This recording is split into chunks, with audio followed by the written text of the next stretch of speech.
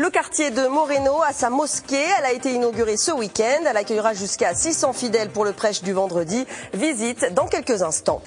Dans l'actualité également, un nouveau lieu de culte pour les musulmans du quartier de Moreno à Saint-Étienne, la mosquée El Mustafa. Cet édifice accueillait déjà les fidèles depuis juillet dernier, mais elle a été inaugurée ce samedi en présence d'élus locaux, mais aussi de représentants de l'église. Près d'1 millier de fidèles y sont accueillis pour le prêche du vendredi. Cyril Pellissier. Donc le site de Chabrier, qui était l'ancienne mosquée, est conservé pour pouvoir donner d'autres cours pour des enfants plus jeunes ou d'autres choses, parce qu'il y a énormément de demandes. Avant l'ouverture de la mosquée El Mustafa, juste à côté de l'église de Moreno, les musulmans étaient contraints de prier dans plusieurs appartements du quartier. Depuis juillet, la nouvelle mosquée permet d'accueillir chaque vendredi près de 500 hommes dans la salle principale, alors que 200 femmes suivent la prière sur des écrans dans une autre pièce située l'étage en dessous. Elles ont voulu un espace séparé pour être plus à l'aise et pour avoir plus de place. Donc c'est pas une entrée commune, mais c'est 2 entrées différentes. Le culte musulman, il demande de la proximité. Vu qu'il y a des prières quotidiennes, il demande beaucoup de proximité.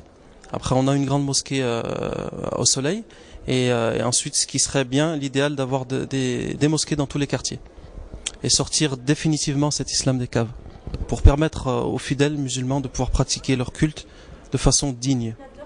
Le maire de Saint-Étienne et le prêtre de la paroisse du quartier ont pu visiter lors de l'inauguration du lieu ce samedi matin les 3 salles de cours qui permettent à une centaine d'enfants d'apprendre le Coran et l'arabe.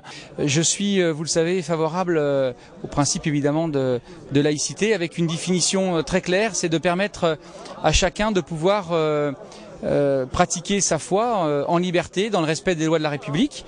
Et je pense que l'ouverture de lieux de prière officiels, encadrés, sont une bonne chose pour le respect de cette laïcité.